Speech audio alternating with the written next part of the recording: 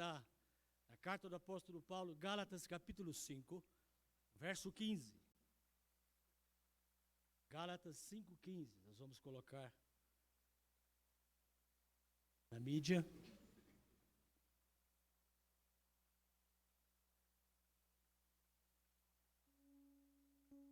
Gálatas capítulo 5, verso 15. Diz assim a palavra de Deus, preste atenção. Se vós, porém, vos mordeis e devorais uns aos outros, vede que não sejais mutuamente destruídos. Só isso, verso 15, volta lá. Se vós, porém, vos mordeis e devorais uns aos outros, vede que não sejais mutuamente destruídos. Vamos orar? O que Deus tem para nós nisso aí? Baixa a sua cabeça. Pai, nessa noite, a tua palavra não voltará para si vazia, mas fará o que lhe apraz aos corações. Corações angustiados, aflitos, perturbados, com lutas atrozes em casa, na vida, no trabalho. Mas a tua palavra nos abençoará, porque ela é viva e eficaz. É como martelo que esmiuça a rocha. Fala conosco, aos que estão tristes, angustiados, passando por lutas e provas. Fala conosco, em nome de Jesus oramos. Amém. Queridos, eu quero começar com o tema logo de cara, diferente hoje. O nosso tema será o canibalismo cristão. O canibalismo cristão. Queridos, a arqueologia e a antropologia têm descoberto inúmeras tribos, inúmeras sociedades antigas, onde a prática do canibalismo era comum entre eles. Não sei se você sabe o que é canibalismo. O dicionário Aurélio afirma que canibal é aquele que se alimenta da mesma espécie. Na questão humana, também é chamado de antropofagismo. Essa prática terrível. A prática do canibalismo entre os humanos, meus irmãos, ela é observada nas culturas mais antigas, mais difusas, culturas rudimentares. Nestas culturas, dizia-se que a carne de um guerreiro, de um valente, era comida para que a virtude desse guerreiro, desse valente, passasse aos demais que comessem daquela carne. Era um símbolo do reconhecimento do valor daquele guerreiro. E também com a finalidade de elevar o espírito dos demais fracos. Agora escutem. Os covardes, os efeminados, os medrosos, não serviam para este banquete macabro. Era carne de segunda. Imagine vocês. Essa era a ideia. Amados, na antiguidade, a prática do canibalismo era um rito de louvor às virtudes inerentes ao ser humano. Certamente não é esse espírito que o apóstolo Paulo se refere aqui neste versículo, quando ele diz sobre os irmãos na igreja se atacarem e se morderem, querendo se devorar. Paulo está escrevendo sua epístola aos Gálatas, e Paulo se refere aqui a uma prática inadequada, imprópria para os cristãos, quando ele diz: morder e devorar uns aos outros. Se vós, porém, vos mordeis e devorais uns aos outros, vede que não sejam mutuamente destruídos. Certamente Paulo não está se referindo aqui, literalmente, o fato dos crentes da galáxia apreciarem a carne humana como parte da dieta alimentar. Não é isso, absolutamente. eles não comiam as carnes uns dos outros. Mas Paulo usa desta expressão para referir-se da prática do desamor entre eles. Uns crentes instigados contra outros crentes, crentes falando mal de outros crentes, por motivos de só menos importância, estavam brigados na igreja, divididos na igreja, em partidos rivais e mutuamente partidos ofensivos. Para Paulo, há sérias razões para que a prática do canibalismo cristão se manifeste. E nós gostaríamos de trabalhar pelo menos duas dessas razões. Quando esse tipo de atitude voraz, maligno, de se atacarem na igreja. Duas razões, pelo menos, por que elas acontecem. Em primeiro lugar, o canibalismo cristão é próprio de uma igreja legalista.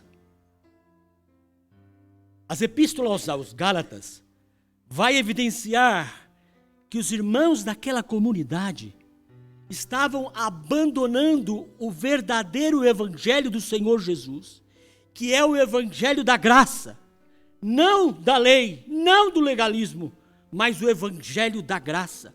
Estavam abandonando o evangelho da graça por um outro evangelho muito perigoso.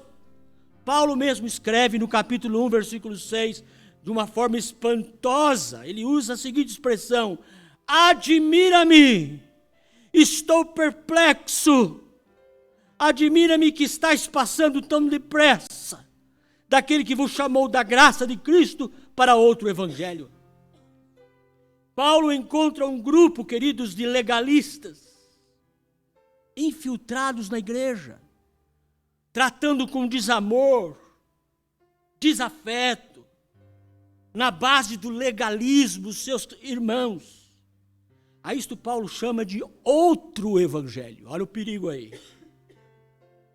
A isto Paulo vai simbolicamente chamar de canibalismo cristão. E isso estava trazendo frieza espiritual, frieza nos relacionamentos. Estava trazendo indiferença, partidarismo, briga, fofoca, desafeto.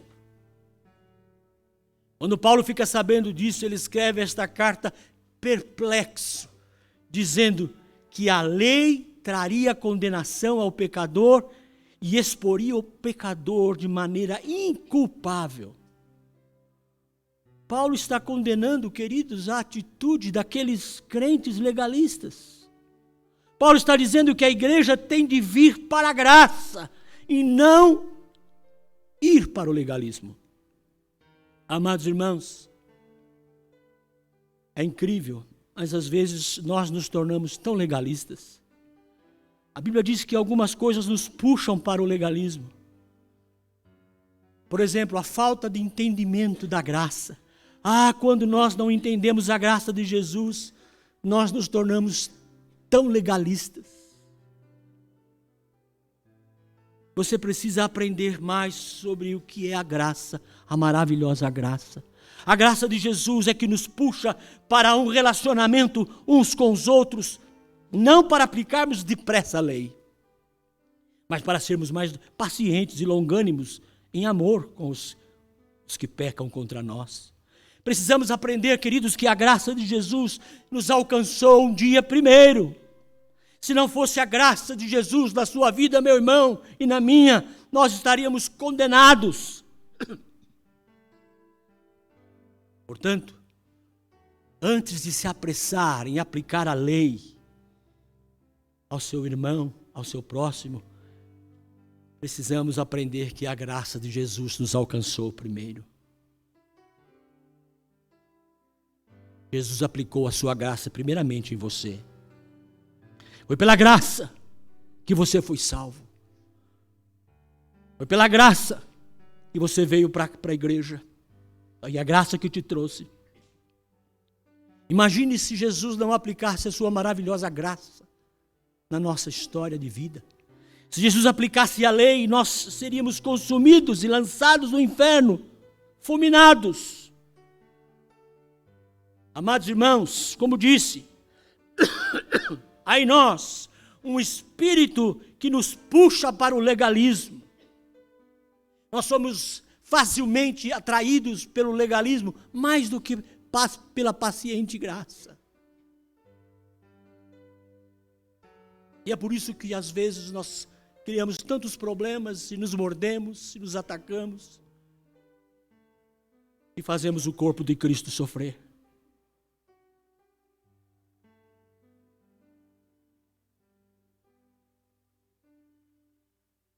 Um outro motivo que nos leva para o legalismo, além de desconhecermos a graça, e muita gente não conhece a maravilhosa graça e precisa conhecer, é o zelo em demasiado. É bom ser zeloso. É bom ser zeloso pelas coisas de Deus. É bom ser zeloso e devemos ser zelosos. Mas às vezes o zelo em exagero, em demasiado, nos conduz para o legalismo. É tão interessante notar isso, perceber em nossos convívios. Sabe por quê? Porque a gente vai se conhecendo um ao outro com o passar do tempo. Estamos, como alguém já disse, estamos comendo 1 quilo de sal já juntos há muito tempo. E nós temos falhas, ninguém é perfeito. Quem não tem suas falhas? E só nós melhorarmos um pouquinho, é só nós melhorarmos um pouquinho. Quero dizer, o irmão se esfria, fica desanimado, fica quase 2 anos sumido da igreja, vive uma vida cristã fria, ruim, aí ele dá uma melhorada. Aí ele volta a participar dos cultos, volta a participar da sociedade interna, entra para o coral, fica todo animado, participa da escola bíblica dominical, agora ele está todo ativo, todo animado. Pronto, agora ele se acha o melhor crente. Agora ele está bem. Ele se acha o mais fiel crente. E agora ele começa a cobrar daqueles que estão mais fracos, daqueles que estão mais sumidos da igreja. Que isso, que aquilo, que os irmãos não vêm mais na igreja, não vêm na reunião de oração. Agora ele está por cima da carne seca. Veja como é que nós somos. Não é? Porque nós temos uma tendência para o legalismo e para cobrar quando a gente está um pouquinho melhor. Interessante, ele ficou 2 anos sumido, desanimado, fora da igreja. E agora que ele voltou, ele está ativo, envolvido, ele se acha no dever de cobrar e cobrar e cobrar daqueles que porventura estejam desanimados e sumidos. É assim que nós somos. Eu sou assim. Você é assim. O zelo nos conduz ao legalismo. Quantas pessoas foram tiradas da comunhão da igreja, expulsas da igreja? Quantos saíram afastados da igreja por falta de amor, por falta de graça, por falta de misericórdia, por causa de alguns zelosos demais, legalistas demais? Irmãos, nós nunca podemos nos esquecer, nós não temos o direito de atirar a primeira pedra. Somos miseráveis pecadores. Ainda que sejamos fiéis em todas as coisas que Deus nos pede, ainda assim seremos chamados de servos infiéis, ingratos. Paulo está dizendo que o zelo, o legalismo extremado de alguns irmãos estava levando a contendas, prática de um canibalismo. Eles estavam se mordendo, se devorando, cheio de brigas e contendas. E amados, essa atitude, ela pode se estender também no nosso dia a dia, lá em casa, no nosso lar. De repente, por sermos legalistas, zelosos, implicantes, sem a graça maravilhosa de Deus, sem o entendimento da graça, um zelo demasiado, começamos a atacar os nossos filhos, a brigar com eles, criar contendas e fazer o nosso lar um inferno, no trabalho, nós não temos paciência, nós não temos amor, nós não estendemos a graça, mas somos legalistas, zelosos demais pela lei. Então começamos a nos morder e atacar uns aos outros.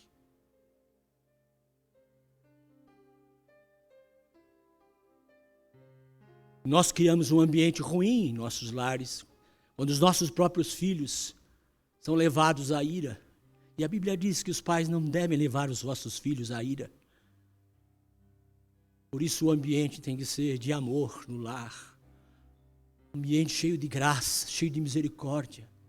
Quando você entende o que Cristo fez por você, a graça maravilhosa de Jesus, você transforma o ambiente do seu lar e do seu trabalho. Paulo está perplexo por ver aqueles irmãos que estavam se afastando da graça de Cristo. Irmãos, uma coisa que queremos ver em nossa igreja é a prática da misericórdia, é a prática da manifestação da graça. A graça tem que estar à frente dos nossos olhos para perdoarmos uns aos outros, para amarmos uns aos outros. Paulo dá ainda uma outra razão para a prática do canibalismo cristão. Primeira nós já vimos, fruto de uma igreja legalista, onde o zelo é exacerbado e falta de compreensão da graça e da misericórdia de Deus. Mas, em segundo lugar, o canibalismo cristão é próprio de uma igreja de espiritualidade carnal. Esse é um tema, querido, bastante debatido por Paulo nesta epístola aos Gálatas, a carnalidade. Paulo escreve aos crentes da galáxia afirmando que as obras relacionadas à vida deles eram obras da carne e não fruto do Espírito. Vamos ver Gálatas 5, 16 a 26. Podia colocar, não sei se é possível. Gálatas 5, aí, de 16 a 26. Digo, porém, andai no Espírito, jamais satisfareis a concupiscência da carne. Porque a carne milita contra o Espírito, e o Espírito contra a carne. Porque são opostos entre si, para que não façais o que porventura seja do vosso querer. Mas se sois guiados pelo Espírito, não estáis sob a lei. Ora, as obras da carne são conhecidas e são prostituição, impureza, lascívia, idolatria, feitiçarias, inimizades, brigas, ciúmes, iras, discórdias, dissensões, facções, grupos, invejas, bebedices, glutonaria e coisas semelhantes a estas, a respeito das quais eu vos declaro, como já outrora vos preveni, que não herdarão o reino de Deus os que tais coisas praticam.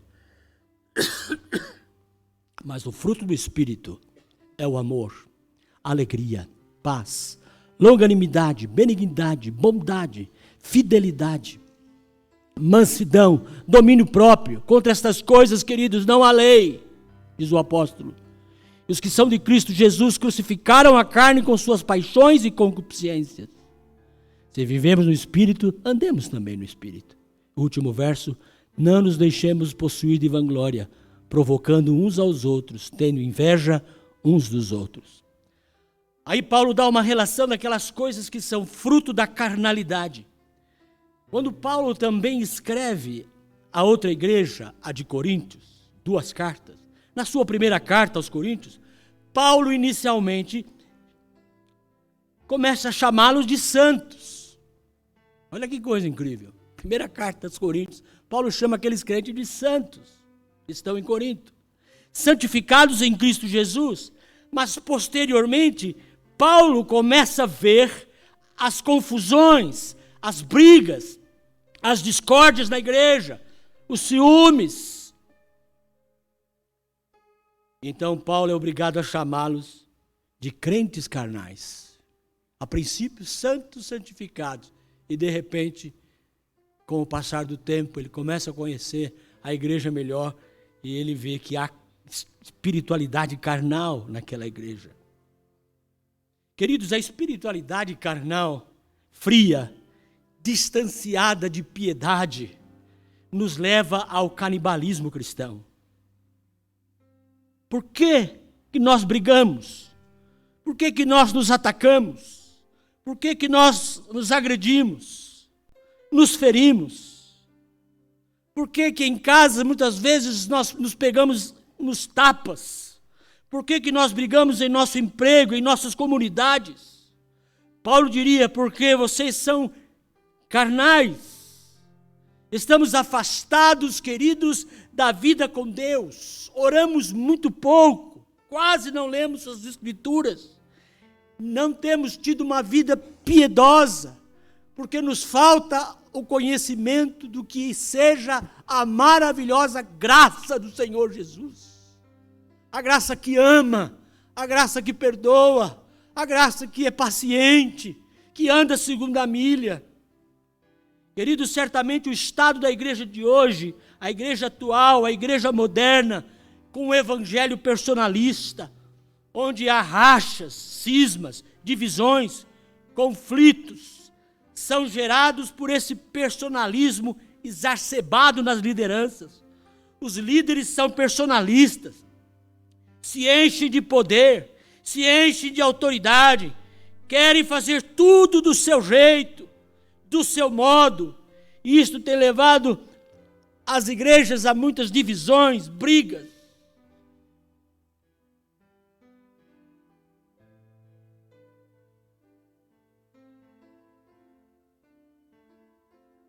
Tem que ser do meu jeito, não de Cristo.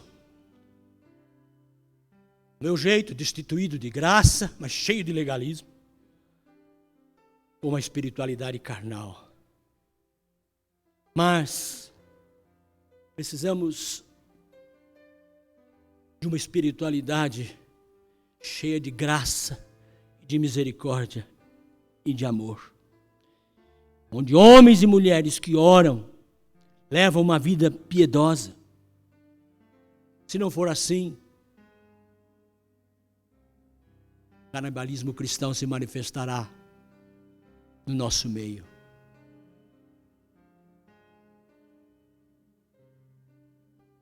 Como nós nos mordemos, como nós brigamos, como nós nos dividimos. O evangelho que perdeu a sua piedade, o evangelho que perdeu a sua devoção, o evangelho que perdeu a sua espiritualidade, nos leva a uma espiritualidade carnal. Agora sim, queridos, como a graça é um remédio para o legalismo, o remédio para uma espiritualidade carnal, sabe qual é? É o amor abnegado. Amor com renúncia, amor com despreendimento, amor com dedicação ao próximo, amor com gesto de misericórdia, amor paciente, que caminha segundo a milha. Foi assim que, com este amor que Deus nos amou, Ele nos deixou, queridos, o exemplo, quando Ele abre mão de toda a sua glória, Ele desce até nós, para nascer como nasce todos os homens, viver entre nós, e morrer na cruz, derramar o seu sangue, para perdoar os nossos pecados, e escrever o nosso nome no livro da vida. Foi assim que Jesus nos amou, e é assim que devemos amar uns aos outros. Nós precisamos parar de pensar um pouco em nós mesmos, e voltar os nossos olhos para os outros. O amor, queridos, é a marca, o amor é o RG do cristão. O seu registro de identificação cristão é o amor abnegado. Ame seu irmão. Lembre-se da maravilhosa graça que te comprou, que te alcançou. Viva essa graça. Deixe o legalismo de lado. Tenha uma espiritualidade mais fervorosa, mais piedosa. Seja um crente mais consagrado. Trate o seu irmão com amor.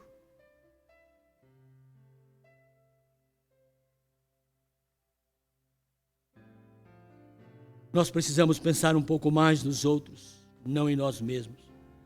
O Evangelho de João, capítulo 13, verso 34 e 35. Vamos ver.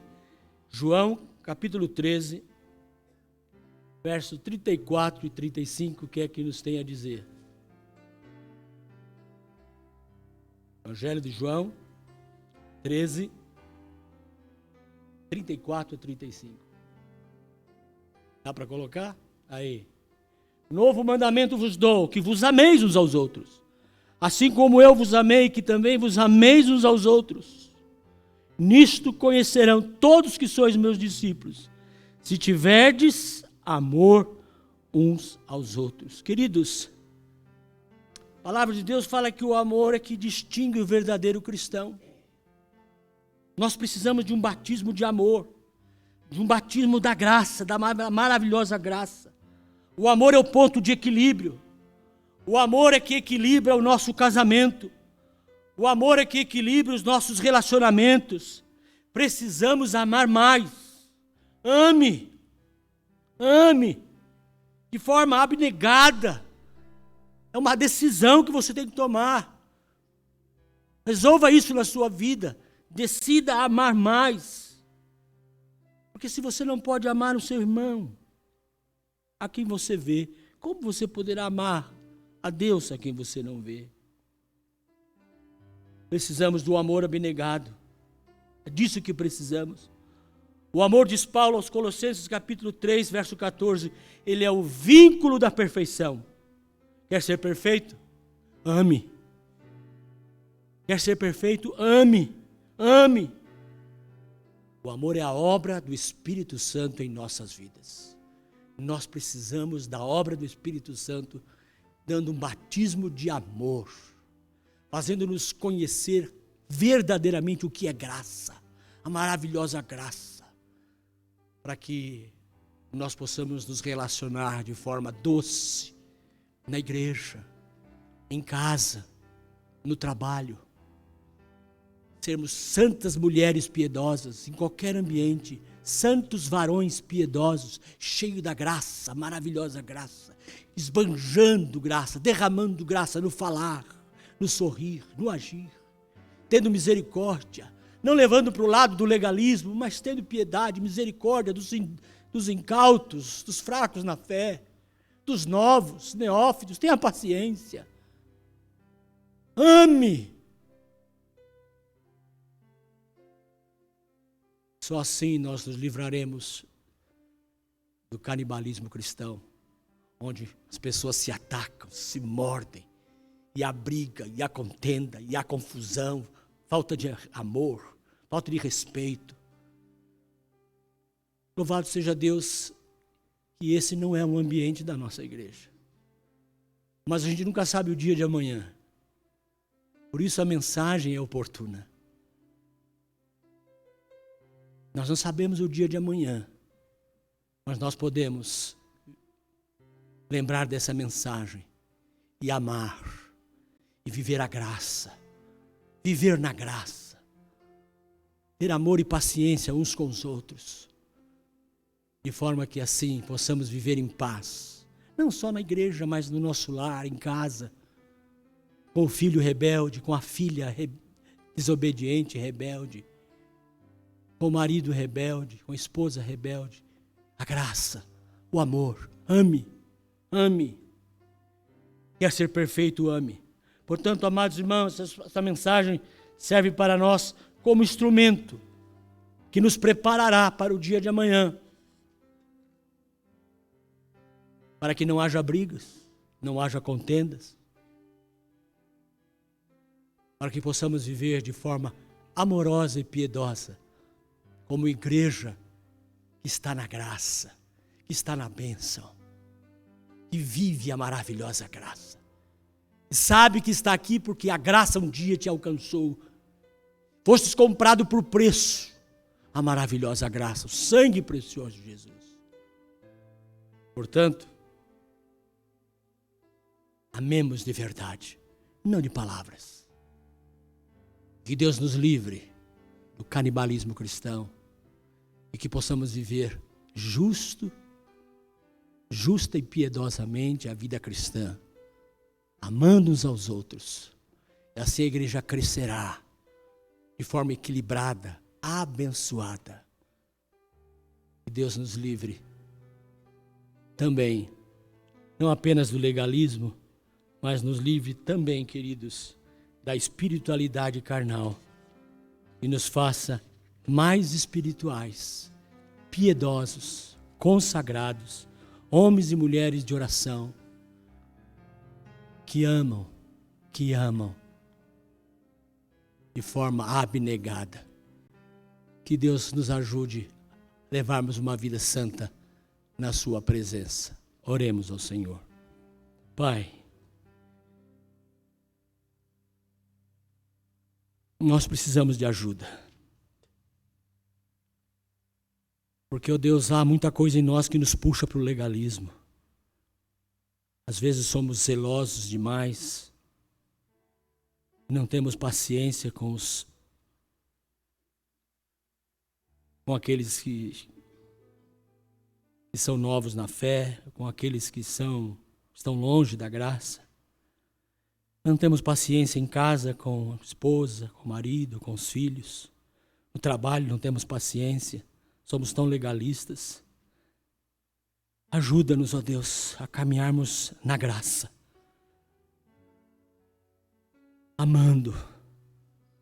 Amando muito, até os inimigos. Ajuda-nos, porque não tem sido fácil para nós. E livra-nos, ó Deus, da espiritualidade carnal. Porque é ela que nos leva a pecar. É ela que nos leva a tratamentos odiosos uns para com os outros, falta de respeito. Quando nós nos atacamos, nos gladiamos, na igreja, em casa, no trabalho, no dia a dia. Ô Senhor, coloca guardas na nossa boca. Livra-nos da ira. Sejamos mais piedosos, cheios de misericórdia. Dá um batismo de amor. Tira de nós o espírito angustiado que nos leva aos entreveros, às brigas e contendas. Faz-nos mansos. Dá um batismo de mansidão para cada crente aqui, em nome de Jesus. Leva-nos, ó Deus, a uma vida espiritual mais piedosa, de oração, leitura da palavra, consagração, para que o mundo possa ver que nós somos cheios da maravilhosa graça. Batiza teu povo com esse amor, com essa mansidão e com essa graça.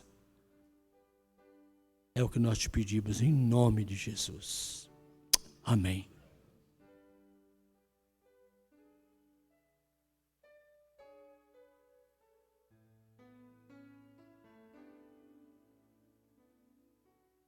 Quero convidar os presbíteros presentes para que venham à mesa, para juntos nós ministrarmos a ceia do Senhor.